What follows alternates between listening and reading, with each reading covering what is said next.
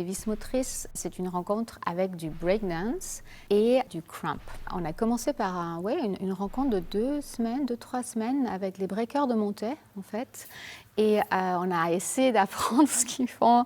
C'est intéressant, en fait, ça change la conception du corps. Parce que eux, naturellement, ils font beaucoup sur leurs mains, leur tête. Et nous, en tant qu'êtres humains, on est sur 2 pieds. Puis après, on essaie de décomposer les mouvements qu'on voit ou les techniques, les élans, d'où vient le mouvement, d'où est-ce qu'il part. Puis on essaie d'analyser ça. Puis à partir de là, de créer une espèce de gestuelle qui nous est personnelle.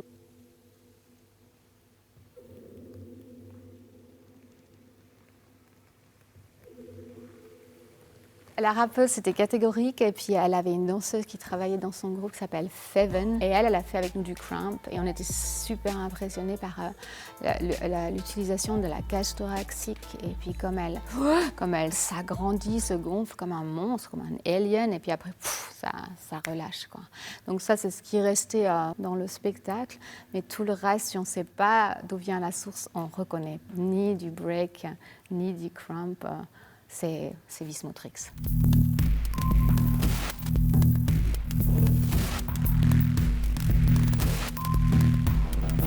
Il n'y a pas de limite, en fait. C'est incroyable ce qu'on peut faire quand on s'exerce, quand on cherche, quand on pousse un tout petit peu plus loin, un tout petit peu. Il faut beaucoup de patience, beaucoup de persévérance et beaucoup de mal partout.